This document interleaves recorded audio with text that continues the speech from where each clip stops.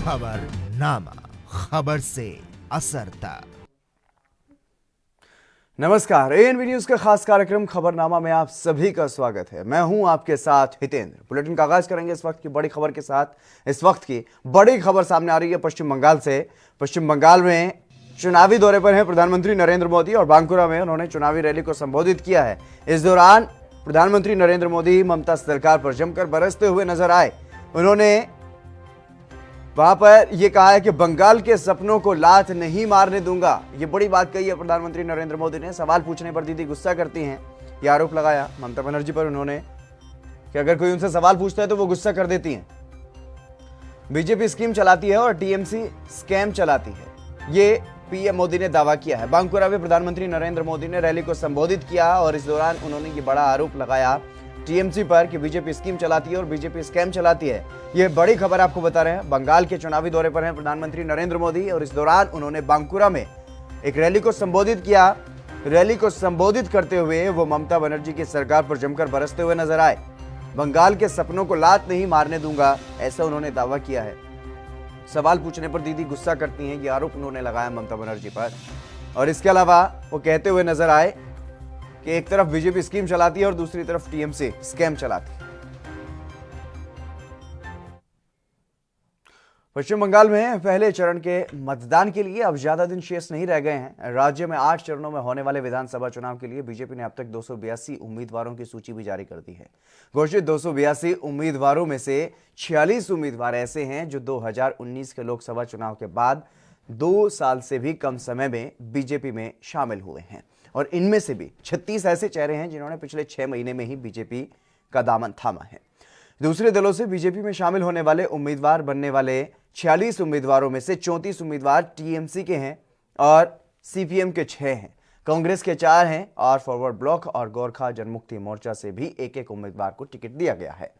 बंगाल के कुल 294 विधानसभा सीटों में से भाजपा ने 282 सीटों पर अपने उम्मीदवारों के नाम का ऐलान किया, जबकि पुरुलिया जिले में एक सीट अपने गठबंधन सहयोगी आजसू के लिए छोड़ दी। और इस सिलसिले को लेकर के बीजेपी कार्यकर्ताओं में अब रोष है। कई जगहों पर तोड़फोड़ की खबरें भी सामने आई, जिस पर बीजेपी प्रवक्ता सामिक भट्टाचार्य ने यह कहा कि बंगाल में केवल 294 सीटें हैं और हम सभी को टिकट नहीं दे सकते। जो लोग पार्टी कार्यालयों में तोड़फोड़ कर रहे हैं, पोस्टर फाड़ रहे हैं वो और जो आग लगा रहे हैं वो किसी भी राजनीतिक पार्टी के सदस्य नहीं हो सकते। हम इस तरह के व्यवहार को मंजूरी नहीं देते हैं। और इसके अलावा रोचक बात यह है कि पार्टी उन लोगों पर ज्यादा मेहरबान दिखी जो पार्टी के साथ पहले नहीं थे। और इस बात का अंदाजा इस बात से भी लगाया जा सकता है कि पार्टी ने जिन 2 नेताओं को उम्मीदवार बनाया वो पार्टी के सदस्य भी नहीं। शिखा मित्रा पश्चिम बंगाल कांग्रेस के पूर्व अध्यक्ष सोमेन मित्रा की पत्नी है। उन्होंने बिना पार्टी की सदस्य दिलाए ही चौरंगी विधानसभा सीट से उनको बीजेपी ने उम्मीदवार बना दिया, जिस पर बीजेपी की किरकिरी भी हुई। उन्होंने चुनाव लड़ने से मना कर दिया। और वहीं टीएमसी विधायक माला के पति तरुण साह को भी बीजेपी ने अपना उम्मीदवार बनाया, जिस पर उन्होंने ये कहा कि वो तृणमूल के कार्यकर्ता हैं और टीएमसी में वो रहेंगे। पता नहीं बीजेपी ने उनका नाम लिस्ट में कैसे डाल दिया।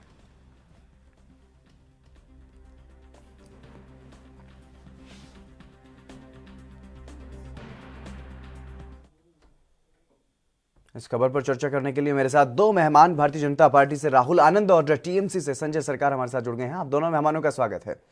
संजय सरकार जी, सबसे पहले मैं आपके पास आना चाहूंगा क्योंकि लगातार जिस तरीके से ममता बनर्जी की सरकार पर यह आरोप लगाया जा रहा है, घेरने की पूरी कोशिश की जा रही है कि बीजेपी एक तरफ स्कीम चलाती है तो दूसरी तरफ टीएमसी स्कैम चला देती है।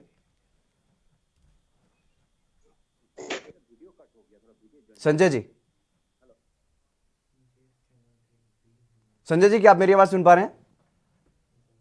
आवाज आपको कट है? जी संजय जी, आप मेरी आवाज सुन पा रहे हैं?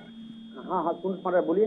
जी संजय जी, मेरा सवाल ये है, बीजेपी की तरफ से जो आरोप लगाया जा रहा है, खुद प्रधानमंत्री नरेंद्र मोदी आज बांकुरा में गए, वहां पर उन्होंने कहा कि बीजेपी स्कीम चलाती है और टीएमसी स्कैम चलाती है।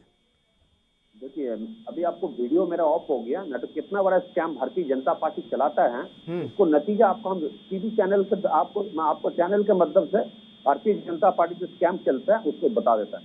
देखिए, असम में जो भारतीय जनता पार्टी को जो सीट कर 2 बार का विधायक है, उसने बोला असम में बॉर्डर से गाय प्रचार होता है, गाय बांग्लादेश चला जाता है, कोकेन का धंधा होता है, गांजा का धंधा होता है, आर्म्स एम्यूनिशन का धंधा होता है, वहाँ पर बुरे तरफ से कोयला का धंधा होता है, कोयला माफिया लोग कोयला का धंधा करता है, ऊपर से वहाँ से हर जगह पैसा वसूली किया जाता है, कभी अल्फा सल्फा से, कभी खुद पैसा वसूली करता है। इसके लिए भारतीय जनता पार्टी को प्रदीप पाल जो सिलचर के एमएलए है उनको हटा दिया गया है।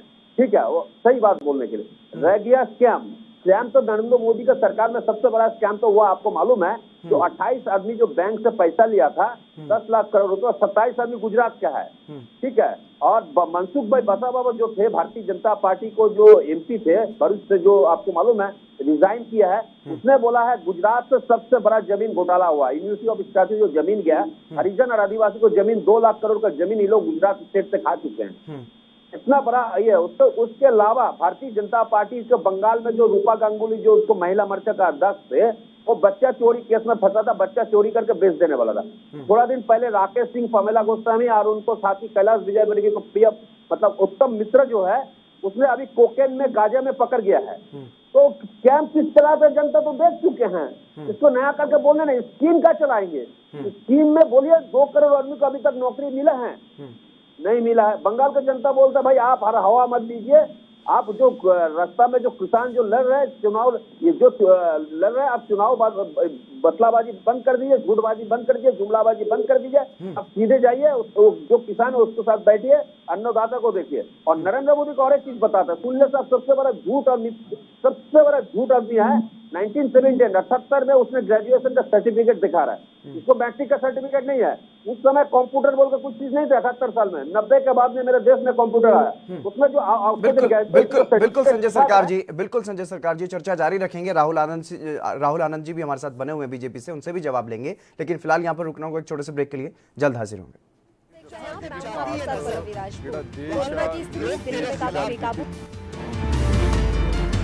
खबरनामा, खबर से असर तक।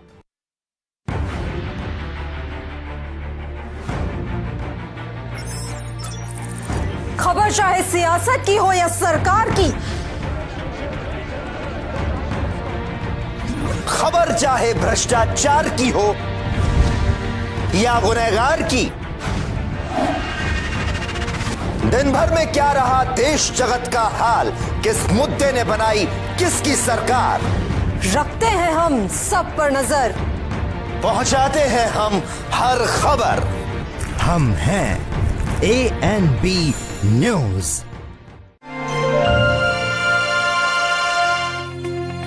अपना खुद का आवास हर व्यक्ति का सपना होता है और पिछले 4 वर्षों में मुख्यमंत्री योगी आदित्यनाथ के नेतृत्व में उत्तर प्रदेश सरकार ने प्रदेशवासियों के खुद के आवास के सपने को पूरा किया है। उत्तर प्रदेश में 40 लाख से अधिक आवास प्रधानमंत्री आवास योजना के अंतर्गत स्वीकृत हुए हैं, जो आज तक किसी भी सरकार में सबसे अधिक है। और साथ ही प्रधानमंत्री आवास योजना ग्रामीण के तहत उत्तर प्रदेश को सर्वाधिक 9 पुरस्कार प्राप्त हुए हैं। मुख्यमंत्री आवास योजना ग्रामीण के अंतर्गत 76,000 से अधिक परिवारों को स्वयं का आवास मिल चुका है। मुझे प्रसन्नता है कि मुख्यमंत्री आवास योजना में 76,000 परिवार अब तक आवास से वंचित थे और इतने परिवारों के जीवन में व्यापक खुशहाली लाने का कार्य इस योजना ने किया है। और बहुचर्चित लाइट हाउस प्रोजेक्ट के लिए मॉडल रूप में उत्तर प्रदेश का चयन हुआ है। लोगों की सुविधा के लिए उत्तर प्रदेश में 2 करोड़ 61 लाख से अधिक शौचालयों का निर्माण कराया गया है, जिससे 7 करोड़ से अधिक लोग लाभान्वित हुए हैं। योगी जी ने हमारे लिए शौचालय बनवाया है, इससे हमें फायदा है, हमें बाहर नहीं जाना पड़ता है। गत 4 वर्षों में उत्तर प्रदेश सरकार ने अपने कुशल कार्यों से करोड़ों प्रदेशवासियों के सपने को साकार किया है। उत्तर प्रदेश में काम दमदार, योगी सरकार। राष्ट्र धर्म, रात 8 बजे सिर्फ ANB न्यूज पर।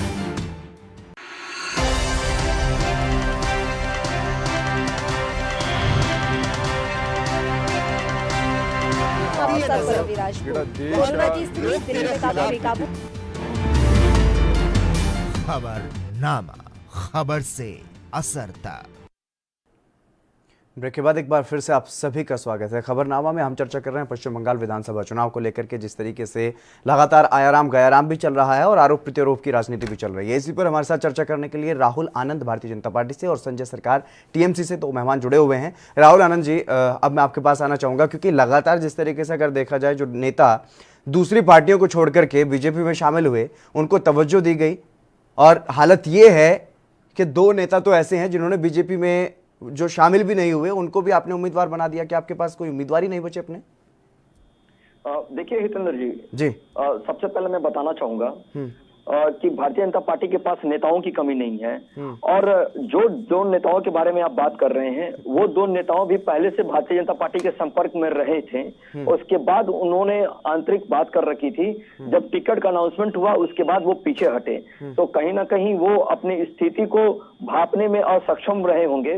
और तीसरी बात मैं आपको बताना चाहूंगा कि जो संजय सरकार जी ने जितने बड़े बड़े स्क्रिप्ट भारतीय जनता पार्टी के ऊपर बता दिए कि ये स्कैम है, ये इतने सारे चीज को भारतीय जनता पार्टी कर रही है, तो शायद ये भूल गए कि वेस्ट बंगाल भी आता है, भारत के ही एक राज्य है जिसमें वेस्ट बंगाल भी आता है। और ये भूल गए कि जो केंद्र सरकार के द्वारा जितनी भी योजनाएं चला जाती है उसको ममता जी वहां नहीं चलने देती है, उसे धरातल पर नहीं उतरने देती है। जैसे आयुष्मान योजना हो, किसान सम्मान निधि हो, और भी किसानों को जो किसान के द्वारा किसानों के लिए जो चलाई जा रही है योजनाएं, उन लोगों को नहीं उतारने देती है, क्योंकि वो सिर्फ अपनी ही राजनीति करती है और अपने आप का ही प्रचार वो ज्यादा करती है। मैं आपसे पूछना चाहूंगा और संजय सरकार जी से भी पूछना चाहूंगा कि अगर ममता दीदी ने इतने सारे कार्यों को किया है तो फिर उनको उतनी बेचैनी क्यों हो रही है? और एक सबसे बड़ी बात यह है कि जिस प्रकार से दीदी नाराज होती है जय श्री राम कहने से, तो क्या वो इस देश की निवासी नहीं है? आज जो उनको हिंदू बाहुबल्य क्षेत्र में अपने आप को हिंदू साबित करने के लिए जतन करना पड़ रहा है, तो कहीं ना कहीं ये इस चीज को भूल चुकी हैं। ये जो लोग नकली सेकुलरिज्म है, जो छद्म राजनीति करते हैं, और इन्होंने ही 2005 में लोकसभा की स्पीकर के पास, जब यूपीए की सरकार में ये थी, तो स्पीकर के पास इन्होंने जाकर एक कागज का बंच फेंका था।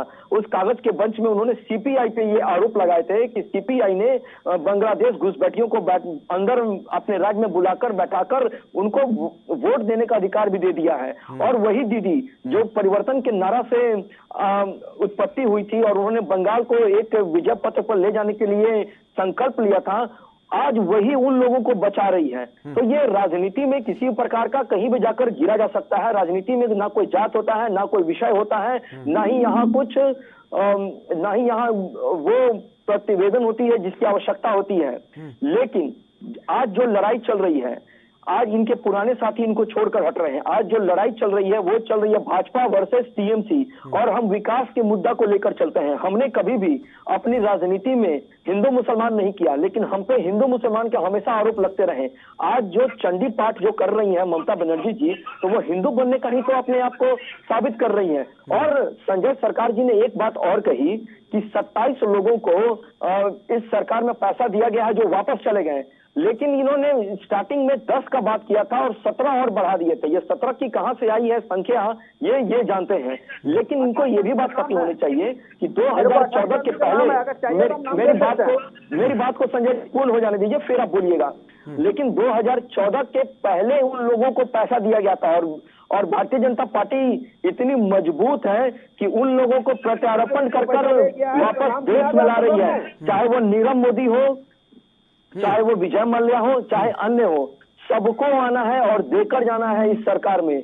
और जो विकास का पटरी अभी भटक चुका है वेस्ट बंगाल, उसको उस पटरी पर लाना सबसे ज्यादा आवश्यक है। पूरे देश में अगर देखा जाए तो सबसे ज्यादा राजनीतिक हत्याएं हुई हैं वेस्ट बंगाल में। ये किस चीज का परिचय है? क्या वहाँ असहिष्णुता का माहौल नहीं है? और वो तमाम लोग कहाँ गए जो कहते थे कि असहिष्णुता का माहौल है, हमें डर लगता है हिंदुस्तान के अंदर, तो फिर बंगाल पे खामोश क्यों रहते हैं? क्या बंगाल में डर नहीं लगता है? क्या आज बंगाल की जो स्थिति बना रखी है ममता दीदी ने अपने फायदे के लिए, क्या वो सही है? क्या वो बिल्कुल इस पर जवाब लेंगे संजय सरकार जी से, लेकिन फिलहाल वक्त एक छोटे से ब्रेक के बाद जल्द हाजिर होंगे और जानने की कोशिश करेंगे क्या घुसपैठियों को वहां पर जगह देने का काम टीएमसी कर रही है। खबरनामा, खबर से असर तक। क्या आप दुबले पतले कमजोर हैं, आपकी सेहत नहीं बनती? भूख कम लगती है, वजन नहीं बढ़ता? दरअसल मेन बात खाना पीना खाना नहीं है, मेन बात है खाया पिया लगना। और अगर खाया पिया लगेगा ही नहीं तो सेहत बनेगी कैसे? इसलिए हमारी संस्था सन्यासी आयुर्वेदा ने एक ऐसी दवा बनाई है जो कि आपके पाचन तंत्र को, आपके लीवर सिस्टम को ठीक करने का काम करती है, ताकि आप जो भी खाएं उसका पूरे का पूरा निचोड़ आपके शरीर को लगे, आपकी भूख बढ़े, खाया पिया सही से लगे, नया खून बने, हड्डियों में जान आए, वजन बढ़े, ताकत बढ़े, चेहरे पर नूर आए और आप मोटे तगड़े खूबसूरत पर्सनैलिटी के मालिक बन जाएं। यह दवा पूरी तरह से आयुर्वेदिक होती है। इसका शरीर पर कोई भी साइड इफेक्ट, कोई भी नुकसान या दुष्प्रभाव नहीं होता। लड़के लड़कियां दोनों इसका इस्तेमाल कर सकते हैं और पहले 15 दिन के अंदर ही आपको इसका असर महसूस हो जाएगा। सिर्फ 650 रुपए की पूरे 1 महीने की दवा होती है और आप इसे घर बैठे 01145454545 पर फोन करके दवा मंगवा सकते हैं। राष्ट्र धर्म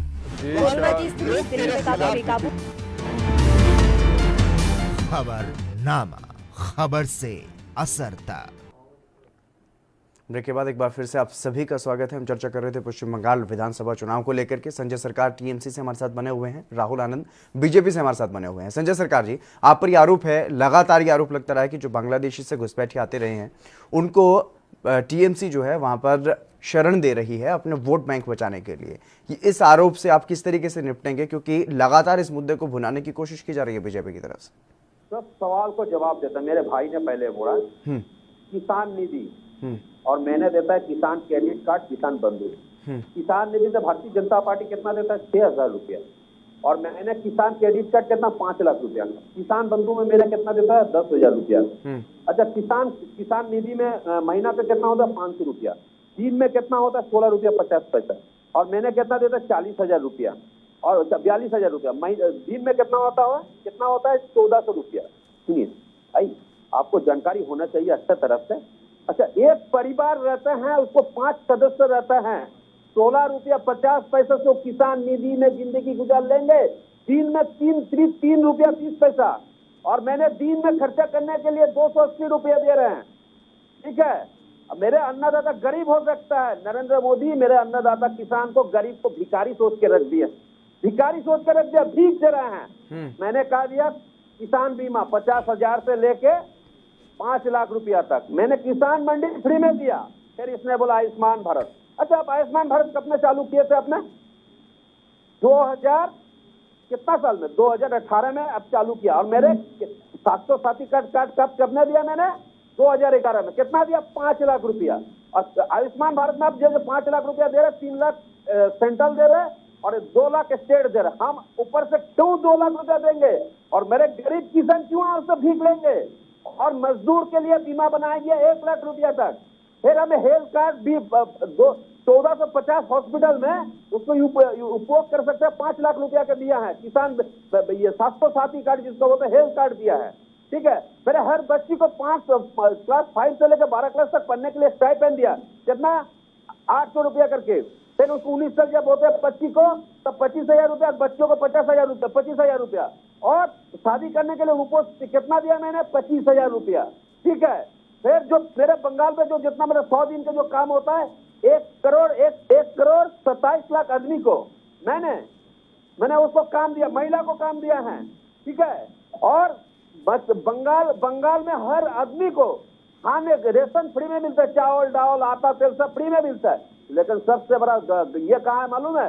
रसोई में जाकर गैस जला नहीं पा रहा है नरेंद्र मोदी। गैस का कीमत इतना भाव बढ़ा दिया है तो रसोई में जाके गैस नहीं चला पा रहा है और जला नहीं पा रहा है। दूसरे लोग पेट्रोल डीजल के इतना महंगाई बढ़ा दिए हैं, जहाँ पर गाड़ी लेकर रास्ता निकलने के लिए आदमी को दिक्कत हो रहा है। ऑटोमेटिक ट्रांसपोर्ट का ज्यादा होने से कहा होता है सब चीज में। घुसपट्टी मैटर में, घुसपट्टी में अमित शाह जी के खोया रहता है, उनको बीएसएफ खोया रहता है बांग्लादेश बॉर्डर में। सोया रहता है, नींद के दवाई ले लेकिन लेता है। संजय जी सवाल ये है, सवाल बड़ा ये है कि आप घुसपैठियों को शरण दे रहे हैं कि नहीं दे रहे हैं? आप बीच में मत टूकिएगा, बीच में मत टूकिएगा। आपको काम है एंकरिंग करने के लिए, बीच में टूकने का आपको काम नहीं है, ठीक है? बीच में टूकने का आपको काम लेकिन नहीं है। सर मैं ऐसे भी अलाउड नहीं करूंगा ना कि आप कुछ भी बोलेंगे।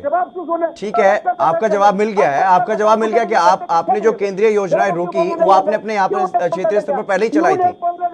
नहीं संजय जी मेरा सवाल सुना आपने? मैंने सवाल क्या पूछा आपसे? आप कुछ भी जवाब देंगे? भारतीय जनता पार्टी का प्रवक्ता नहीं आप बीजेपी के सवालों का जवाब देंगे या मेरे सवालों का जवाब देंगे? हम दे रहे हैं बीजेपी के सवालों को। बॉर्डर देखने का जिम्मेदारी बीएसएफ का होता है और अमित शाह उसका जिम्मेदारी है। अब घुसपैठी को 4-5 रुपया देकर बीएसएफ घुसाता है, वो काटमानी अमित शाह जी को पास जाता है। नहीं, सवाल पूछने पे गुस्सा क्यों हो जाते हैं आप? ममता बनर्जी पर जो सवाल उठ रहे हैं, ममता बनर्जी पर जो सवाल उठ रहे हैं कि सवाल पूछने पे वो गुस्सा हो जाती हैं, आप इस तरीके से गुस्सा क्यों हो रहे हैं? आपको प्रॉपर टाइम दे रहा हूं ना बोलने का, आपको पूरा टाइम दे रहा हूं बोलने का, आप मुझे ही इस तरीके से ब्लेम करेंगे? ऐसे कैसे चलेगा सर?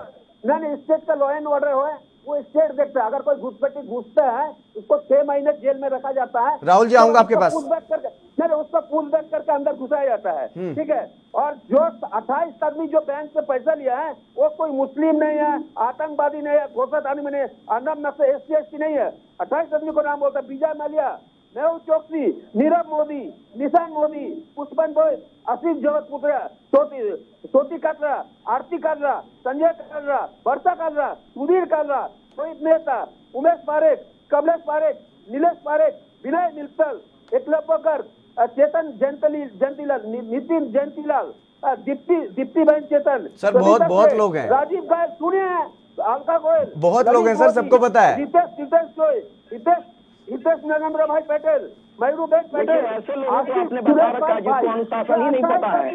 उम्र की आधी सीमा इन्होंने पार कर ली, उम्र की आधी सीमा इन्होंने पार कर ली, लेकिन इनको ये नहीं पता है कि जब एंकर कुछ बोलता है तो उस समय चुप रहना चाहिए। 5 लाख रुपया तो उसको दिया है, 5 लाख रुपए नरेंद्र मोदी अमित शाह को देके इसको देश से फरार करने के लिए ये माहिर है। ये बड़ा काटमानी है भाई। और भारतीय जनता पार्टी का आसाम से जो विधायक है सर, मैं आसाम पे और गुजरात पे चर्चा नहीं कर रहा हूँ। संजय जी माफी चाहूंगा आपसे। संजय जी माफी चाहूंगा आपसे। असम और गुजरात पे यहाँ पर चर्चा नहीं कर रहा हूँ। संजय जी सुन लीजिए, जनता पार्टी करता है। संजय जी सुन लीजिए, मैं असम और गुजरात पे चर्चा नहीं कर रहा हूँ। असम पे भी मैंने चर्चा की है। हम तो डबल इंजन को जब सरकार का बात होगा तो हम तो कंपेयर करेंगे भाई। हाँ, ठीक है ना सर, ठीक है ना। आप बीजेपी से बेहतर योजनाएं चला रहे हैं, कौन रोक रहा है आपको? संजय जी, थोड़ा दिन पहले कोकेन में और हेरोइन में पकड़ा गया राकेश सिंह और पावेला गोस्वामी, संजय जी मित्रों है ये दोनों। बंगाल में कोकेन का कारखाना बनाएंगे, हेरोइन का कारखाना बनाएंगे। देखिए यही सरकार की कमी है, हल्ला ज्यादा करती है। संजय जी हल्ला ज्यादा करती है, काम कम करती है। देखिए अब मैं बोलता हूँ। देखिए सबसे बड़ी बात है इस सरकार की, टीएमसी की सरकार में सबसे बड़ी बात है कि इन्होंने जितनी बातें की वो सारी बातें निराधार बातें की। इनसे आपने सवाल किया था, मेरी बात को सुनिए, आपने इनसे सवाल किया था कि आपने घुसपैठियों को बैठाया है। देखिए वो उसके सम्मान में ये सारे चीजें नरेंद्र मोदी पे बोल दी है। ये घुसपैठियों का किस प्रकार से समर्थन करते हैं और अपनी मातृभूमि के साथ गद्दारी करते हैं, ये टीएमसी का चेहरा है। और एक तो ये लोग अनुशासन भूल गए हैं कि अनुशासन किस प्रकार से होता है। अगर एंकर बोलता है तो बात को सुनना चाहिए। ये हल्ला करने से नहीं होता है, ये हल्ला करने वाली सरकार है जो सिर्फ और सिर्फ हल्ला करती है और टीएमसी के गुंडों को बैठाती है। ये इन्होंने अपनी आधी जिंदगी पार कर दी है और इनको ये भी पता नहीं है कि अनुशासन क्या होता है। इनको तो पहले अनुशासन सीखना होगा, यही बेचैनी है। इसीलिए कहा जाता है कि सबसे पहले एक मर्यादा में आइए और मर्यादित डिबेट करिएगा तो अच्छा भी लगता है। और ये इनकी उम्र हो गई है 50-55 के ऊपर और ये आपको सम्मान नहीं दे रहे हैं। नहीं राहुल जी इस तरीके से व्यक्तिगत टिप्पणी कम से कम आप मत करिए। राहुल जी इस तरीके से व्यक्तिगत टिप्पणी कम से कम आप मत कीजिए। वो कर रहे हैं, ठीक है। संजय जी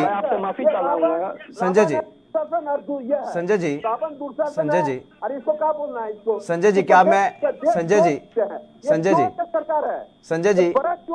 संजय जी क्या मैं आपसे कोई सवाल पूछ सकता हूँ?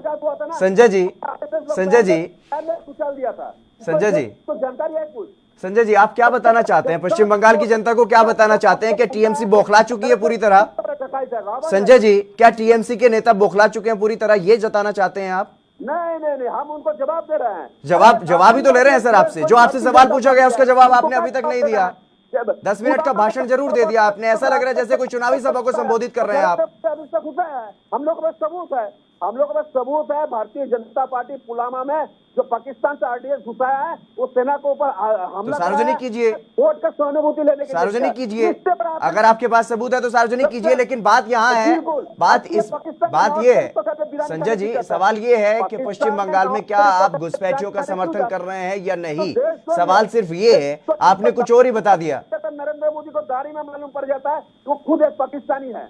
ये पाकिस्तान, इसको नरेंद्र मोदी को दाढ़ी, अमित शाह को दाढ़ी में मालूम पड़ जाता है। चलिए मुझे रुकना पड़ेगा संजय जी, माफ कीजिएगा, रुकना पड़ेगा यहाँ पर एक छोटे से ब्रेक के लिए। ब्रेक के बाद चर्चा पर फिर लौटेंगे, लेकिन फिलहाल यहाँ पर वक्त एक छोटे से ब्रेक का। जल्द हाजिर होंगे।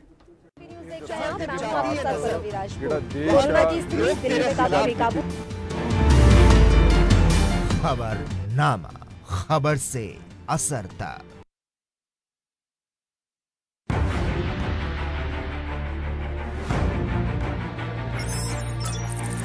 खबर चाहे सियासत की हो या सरकार की, खबर चाहे भ्रष्टाचार की हो या गुनहगार की,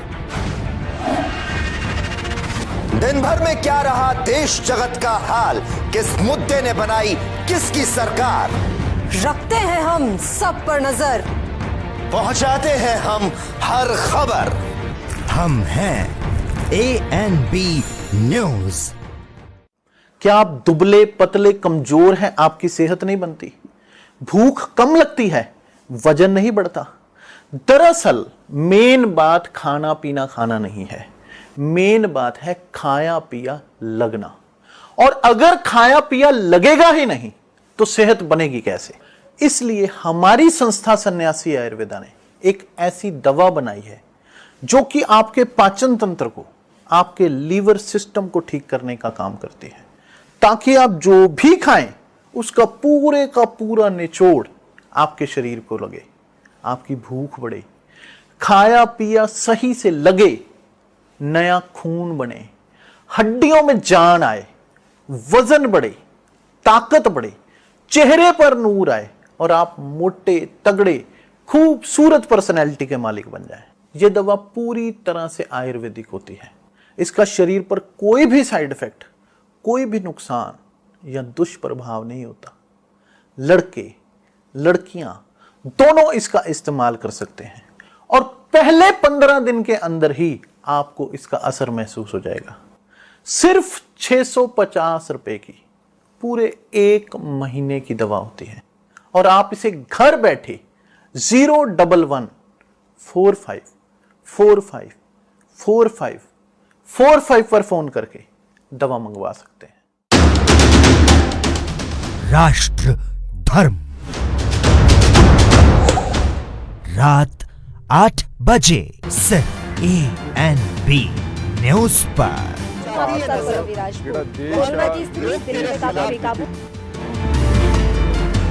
खबरनामा, खबर से असर तक।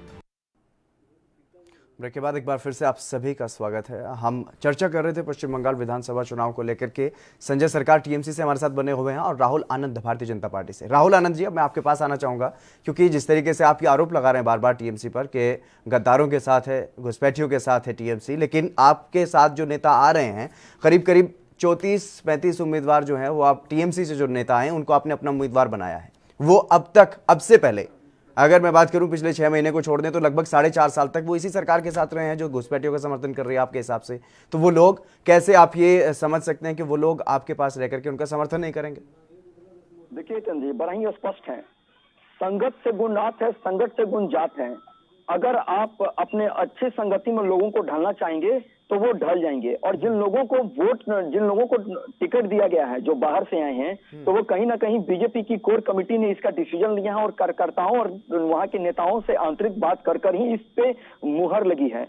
और उन्होंने कहीं ना कहीं हमारे विकास के एजेंडे को उन्होंने सार्थक समझा है, तभी वो हमारे साथ जुड़े हैं। क्योंकि कोई भी व्यक्ति जो सत्ता में काबिज है वो अपना सत्ता अगर छोड़ कर आता है तो ये एक बहुत बड़ी बात होती है। वो कहीं ना कहीं विचारधारा का मारा होता है और वो इस विचारधारा से प्रेरित होकर वो देश को और राज्य को आगे ले जाने के लिए संकल्पित है, तभी वो हम पे आया है। और हमें टीएमसी ने हम पे बहुत सारे आरोप लगाए हैं, लेकिन ये आरोप आज तक कहीं से सार्वजनिक नहीं हो पाए हैं, ना किसी ने इसकी पुष्टि की है। आप पहले पुष्टि करिए। आरोप लगाना बहुत आसान है और देश की राहुल जी, क्या सिर्फ सत्ता में आने के लिए आपने जो बाहर से नेता आए, जो दूसरे दलों से नेता आए, उनको मौका दिया, और इसी जल्दबाजी में दो ऐसे नेता भी जिनको जो आप कह रहे हैं कि अंदर खाने बात चल रही थी लेकिन साफ नहीं हुआ, उससे पहले ही आपने उन्हें टिकट भी दे दिया, तो क्या आपके पास अपने कोई इतना मजबूत जनाधार नहीं है क्या बंगाल में जो अपने दम पर लड़ सकें? देखिए, तो ऐसी बात नहीं है। मैंने पहले भी अपनी प्रारंभिक संबोधन में इस बात को कहा था कि भारतीय जनता पार्टी के पास नेताओं और हुनरों की कमी नहीं है। नेताओं की कमी नहीं है आपके पास, आप दावा करते हैं, लेकिन टिकट आप किसी और पार्टी को दे देते हैं। आपके विषय पे, हाँ, मैं अब आ रहा हूँ आपके विषय पे। लेकिन ये जो हमारी कोर कमेटी है, उन्होंने इस बात का डिसीजन लिया था और कार्यकर्ताओं ने और वहां के नेताओं ने इस बात को आगे किया था कि इनको मौका मिलना चाहिए, इनको मौका दिया जाए। तो होता है जो सिटिंग एमएलए होते हैं उनका कहीं ना कहीं क्षेत्र में प्रभाव होता है, तो उनका अधिकार बनता है टिकट लेने के लिए। लेकिन ऐसे भी बहुत लोग आए हैं जिसका टिकट कटा है, जिसको टिकट नहीं दी गई है, ऐसे भी बहुत लोग हैं। हाँ, बहुत लोग छोड़ दी गए हैं। तो ये डिपेंड करता है कि सिचुएशन कैसा है। और रही बात संजय सरकार जी ने जितने आरोप लगाए हैं, मैं उस पर 2 मिनट बस बोलना चाहूंगा कि भारतीय जवान जो हैं वो कभी भी सशक्त है और अपने पराक्रम से देश की रक्षा कर रहे हैं, हमें उनका सम्मान करना चाहिए। लेकिन इस प्रकार के कोई भी टीका टिप्पणी नहीं करनी चाहिए जिससे मेरी बात संजय जी मैं आऊंगा आपके पास, संजय जी आऊंगा आपके पास, जिससे उनके आत्मसम्मान को, संजय जी आपके पास आ रहा हूँ, एक बार इनको बोल लेने दीजिए। जिससे जवानों के आत्मसम्मान को और सुरक्षा की दृष्टि से समस्या खड़ी हो, इस प्रकार की बातें नहीं करनी चाहिए। क्योंकि आज भाजपा की सरकार है, कल गैर भाजपा की सरकार भी होगी, तो इस प्रकार की बातें नहीं करनी चाहिए। इससे क्या होता है कि लोकतंत्र है, लोकतंत्र पे भरोसा नहीं रहता है। देखिए संजय जी, शिष्टाचार में रहिए। मैं आप बोलोगे तो मैं चुप था, मैं बोलता हूँ तो आप सुनिए। शिष्टाचार है, आप बड़े हैं, मेरे से उम्र में भी बड़े हैं, कम से कम अनुशासन का तो पालन करिए। हल्ला करने से नहीं होता है, कहने से नहीं होता है। सर, अगर मैं भी बोलना चाहूंगा तो आपको 1 मिनट नहीं बोलने दूंगा। लेकिन इस प्रकार के उत्तेजित होकर बातों को नहीं रखा जाता है। उत्तेजित मत होइए, बातों को समझिए। संजय जी आप ही बोलिए। जानना चाहता है संजय जी कहाँ से घुसा, कैसे घुसा? संजय जी, मेरा मकसद यहाँ पर आकर के सिर्फ चिल्लाना नहीं होता है। मेरा मकसद ये होता है कि जनता जो चाहती है वो सुन सके। मेरा मकसद किसी एक पार्टी को सपोर्ट करना भी नहीं है, ना मैं टीएमसी को सपोर्ट करता हूँ, ना बीजेपी को सपोर्ट करता हूँ, ना कांग्रेस को। सर संजय जी, 40 सैनिकों को मौत हुआ है, मौत को घाट बिल्कुल आपने बोला, आपने आरोप लगाया, आपको मौका दिया गया, आपने आरोप लगाया, आपको मौका दिया गया, अब वो उसका जवाब दे रहे हैं तो सुन तो लीजिए। किसका जिम्मेवारी था और क्यों घुसा है? आरडीएस लेकर कैसे घुस गए? 300 किलो आरडीएस लेकर घुसना मामूली बात नहीं है। मैं एक ही चीज पूछना चाहता है भारतीय जनता पार्टी, जो मेरे छोटे भाई है, आरडीएस अगर बॉर्डर में बीएसएफ रहता है, सेनाओं रहता है, उसको बावजूद कैसे आरडीएस नीचे से आया ना ऊपर से आया? सर कभी गए हैं आप बॉर्डर पर? संजय जी, संजय जी कभी बॉर्डर पर गए हैं आप? आपने देखा किस तरीके से जवान सरहद की निगरानी करते हैं, सरहद पर सुरक्षा करते हैं? हवा लेने के लिए दौड़ने संजय जी, ये सब बात मैं पूछेंगे। संजय जी, मेरा सवाल आपसे, कभी आप बॉर्डर पर जाकर के आपने देखा कि किस तरीके से वहां पर तैनाती होती है सुरक्षा बलों की? बिल्कुल देखा है। मैं एक फौज के घर का लड़का हूँ, स्वतंत्रता सेनानी पढ़ के। मेरे दादाजी का नाम था नलिनी रंजन सरकार, वो हिंदुस्तान इंश्योरेंस बाद में LIC प्रतिष्ठा किया है। तो फिर आपको पता होना चाहिए कि किस तरीके से पाकिस्तान की तरफ से सुरंगें बना करके, आपको पता होना चाहिए किस तरीके से सुरंगें बना करके वो लोग यहाँ पर भेज रहे हैं अपने आतंकवादियों को, और यहाँ पर स्थिति को खराब करने की कोशिश लगातार पाकिस्तान करता रहता है, और आप उल्टा सवाल उठा रहे हैं सुरक्षा बलों पर। मेरे पूछना का गलती है। हम तो एक हिंदुस्तान को, आजाद हिंदुस्तान का स्वतंत्रता का प्रेमी, जो मेरे दादाजी स्वतंत्रता का लड़ाई किया है, स्वतंत्रता सेनानी आजादी का लड़ाई किया। राहुल का परिवार का कोई लड़ाई नहीं किया है। राहुल को क्या जानकारी है? उसको मालूम है 1947 से लेके 1925 से 47 तक वंदे मातरम हमारे से कभी भी मुंह पे नहीं लिया था, मालूम है आपको? और जब 15 अगस्त में जब आजादी हुआ अपना देश, तब तिरंगा को पैर में कुचल रहा था आरएसएस। इसको मालूम है? इसको जानकारी नहीं है। तो मैं हिंदुस्तान के होने में मैं बोलना चाहूंगा हितेंद्र जी, इनके प्रश्न का उत्तर देना चाहूंगा। मेरे को है कि इसको तो नहीं है, ये गद्दार से जुटे हुए हैं। आरडीएक्स घुसा देता है, मेरे सेनाओं के ऊपर आक्रमण हो जाता है और मेरा सेनाओं मरता है। ये वोट की राजनीति करते चला जाता है। बिल्कुल बिल्कुल राहुल जी जवाब दीजिए। अब थोड़ा मुझे बड़े भाई थोड़ा मेरी बातों को सुन लीजिए, मात्र 2 मिनट ही सुन लीजिएगा। मैं आपको बता दूं कि जिस प्रकार से सुरंग बनाकर पाकिस्तानी घुसपैठी आज भी सक्रिय है, उनको रोका जा रहा है। और आपके ही विपक्ष के लोग सबूत गैंग बने हैं, जिसमें से एक आप भी हैं, जो एयर स्ट्राइक और सर्जिकल स्ट्राइक जैसे मुद्दाओं पे सबूत मांगते हैं। और आपने जो एक बात कही है कि राहुल को ये नहीं पता है कि आर्मी का क्या जवाब होता है। मैं बोल रहा हूँ ना, बोलने दीजिए। मेरे घर के लोग मेजर रहे हैं उसमें, आप सुनिए, आप मेरी बात को सुनिए। मेरे घर के लोग मेजर रहे हैं, मेरा ब्रदर इन लॉ एयरफोर्स में है, आपको पता होना चाहिए। मेरे फादर इन लॉ भी एयरफोर्स में रहे हैं, तो आपको पता होना चाहिए। मिर्ची क्यों लगती है?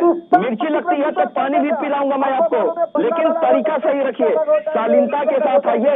यही भारतीय जनता पार्टी के प्रवक्ता और संगठन का परिचय है। जो आप उत्तेजित होकर आप बातें कर रहे हैं, ये कहीं ना कहीं आप बौखलाए हुए हैं, अपने हार से आप बौखलाए हुए हैं और जनता देख रही है, जनता देख रही है आप अपने हार से बौखलाए हुए हैं, इसलिए इमोशनल कार्ड खेल रहे हैं।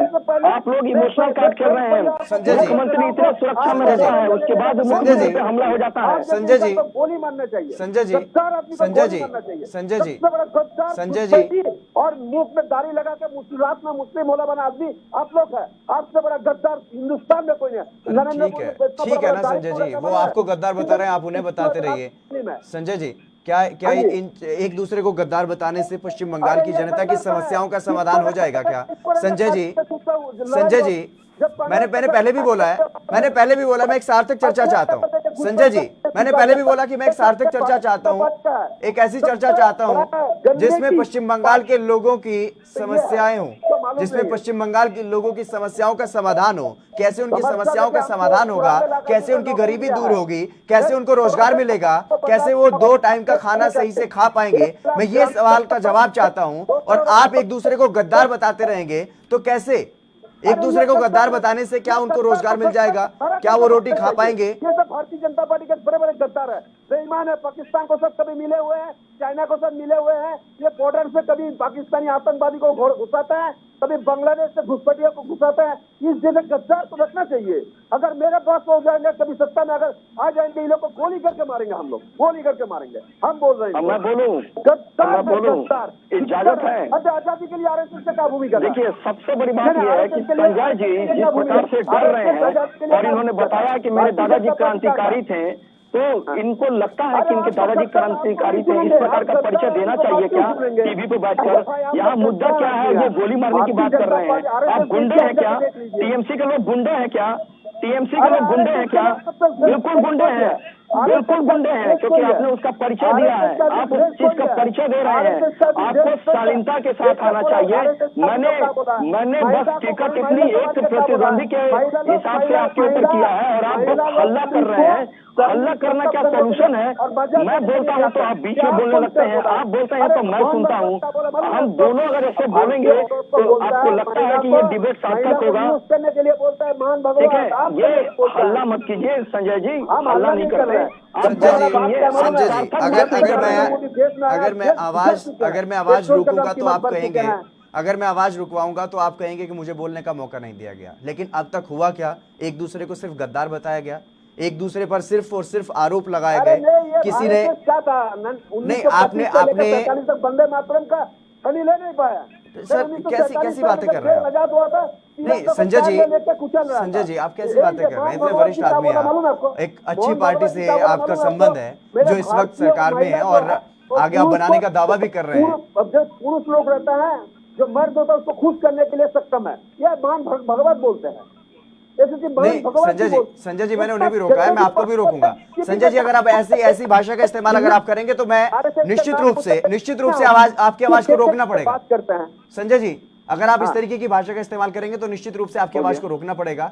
मैं जो चाहता हूं, मैं ये चाहता हूं कि पश्चिम बंगाल की जनता की समस्या क्या है वो सामने आए, पश्चिम बंगाल की समस्या का समाधान कैसे होगा वो सामने आए, ना कि एक दूसरे पर आप यहां पर बैठ करके आरोप लगाएं।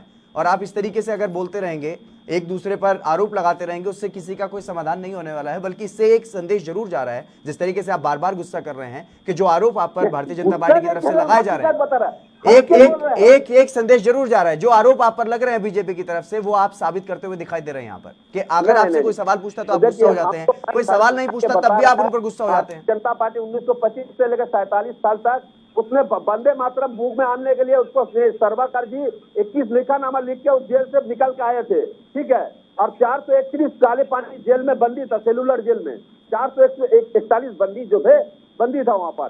फिर देखिए 47 में जब आजादी हुआ अपना कंट्री, तब ये भारतीय जनता पार्टी RSS जो था मेरे तिरंगा को पैर में कुचल रहा था। ये देशभक्त आदमी है, ये तो सबसे बड़ा गद्दार है। मेरे इनसे नाम मुंह में लेने घृणा हो रहे हैं, नफरत होते हैं। ये इसे देश से गद्दार लोग आ गया है। अनुराग ठाकुर को इनको ही बोलना चाहिए, देश को गद्दार तो इनको ही बोलना चाहिए था। इतना बड़ा गद्दार है। बंगाल क्या करेंगे, बंगाल को जमीन लूट के संजय जी कोकेन का बिजनेस हो गया आपका, फिर राहुल जी करेंगे, बच्चे चोरी करेंगे, यही तो करेंगे। मैं बोलूं या जी राहुल जी बोलिए। देखिए, सबसे बड़ी बात यह है कि कभी भी कोई भी अगर डिबेट होता है तो उसमें आरोप प्रत्यारोप चलता रहता है, लेकिन आप उसको प्रूफ कर रहे हैं। आप उत्तेजित होकर बंगाल को प्रूफ कर रहे हैं और आप खुद ही इस चीज को साबित कर रहे हैं। मेरी बातों को थोड़ा सुनिएगा, गुस्सा मत करिएगा। और आप इस बात को खुद ही साबित कर रहे हैं कि जिस प्रकार से ममता जी करती हैं उस प्रकार से आप कर रहे हैं। जब बातें की जाती हैं तो नाराज नहीं होना चाहिए, आप उसका उत्तर दीजिए ना। आप बैठे हैं उत्तर देने के लिए, आप गोली मारने की बात कर रहे हैं। तो अगर अनुराग ठाकुर ने अगर ऐसा कुछ कहा है तो आप उस चीज को प्रूफ क्यों कर रहे हैं? कहिए कि गलत कहा है, मैं उसका समर्थन करूंगा, लेकिन यहाँ मुद्दा हमारा, देखिए फिर आप बोलने लगे, लेकिन मुद्दा अभी यहाँ हमारा विकास को लेकर है, बंगाल को लेकर है। तो अब बताइए, क्या आप पे बंगाल की आवाम भरोसा करेगी? इस प्रकार से आप उत्तेजित हो रहे हैं, क्या बंगाल की आवाम आप पे भरोसा करेगी? आपने जो प्रूफ किया है, जो राजनीतिक रंग जो दे रहे हैं, आप वही प्रूफ कर रहे हैं ना। ठीक है, आप वरिष्ठ व्यक्ति हैं। देखिए, फिर आप चलेगा कहाँ? आप चलेगा कहाँ? संजय सरकार जी ऐसी भाषा का इस्तेमाल मत कीजिए प्लीज, ऐसी भाषा का इस्तेमाल मत कीजिए प्लीज, ये मेरी रिक्वेस्ट है आपसे। संजय जी, भारतीय जनता पार्टी बौखला दिया ना, हम नहीं बोलेंगे। बॉर्डर जो है, बॉर्डर देखता है आप कभी जम्मू कश्मीर चले जाते हैं, कभी गुजरात चले जाते हैं, कभी आसाम चले जाते हैं, पश्चिम बंगाल में क्यों नहीं रुक कर रहे थे संजय जी? बॉर्डर देखते हैं भारतीय फौजी लोग कहीं न कहीं पश्चिम बंगाल की घुसपैठी के बारे में कुछ चर्चा कर लें हम लोग। अब इस नरेंद्र मोदी को लगता है कैसे घुस जाता है, ये सवाल मेरा। ये जवाब देने के लिए इसको बस क्या आतंकवादी हमले से पहले नहीं हुए हैं? होटल ताज नहीं घटा है क्या? आप ये बात का प्रश्न का उत्तर क्यों नहीं मांगते हैं कि आपने कैसे सर्जिकल स्ट्राइक किया, आपने कैसे एयर स्ट्राइक किया, घुस कर मारा? आप इसके बारे में क्यों नहीं सवाल उठाते हैं? आप मानते नहीं है। जब से 370 हटा है तब से 300 से ऊपर आतंकवादियों को मारा गया है, और कितने जो वहाँ के मददगार थे उन लोगों को जेल भेजा गया है, और औरतियों की कमर टूट गई है। जो नेता कहते थे कि 370 हटेगा तो हाथ कटने जैसा होगा, आज देखिए वो खामोश बैठे हैं। लेकिन आप ये उत्तर से भटक रहे हैं कि बांग्लादेश में घुसपैठिए बढ़ रहे हैं, इस प्रश्न का उत्तर आपने अभी तक नहीं दिया। बांग्लादेश में घुसपैठिए बढ़ रहे हैं, इस प्रश्न का उत्तर आपने अभी तक नहीं दिया। लेकिन मैं आपको दावा करता हूँ, CA/NRC हम लगाएंगे और उन लोगों को निकालेंगे। अच्छा, बॉर्डर किसका है? बॉर्डर तो आपको है ना, सत्य आप है ना, सत्य आप है ना। अगर आप सही है तो फिर ममता दीदी क्यों बोलती है कि मैं देखती हूँ किस प्रकार से CA/NRC को रोका जाता है, कैसे लागू किया जाता है? क्यों बोलती है, क्यों बोलती है ममता दीदी कि CA और NRC को कैसे लागू करती है केंद्र सरकार? मैं देखती हूँ, इसका क्या मतलब है? देखिए श्रीमान, हल्ला करने से काम नहीं चलता है। आप हल्ला करके डिबेट की गरिमाई उपस्थिति को आपने खत्म कर दिया, आपने एक सार्थक डिबेट को खत्म कर दिया, आपने हल्ला के सामने।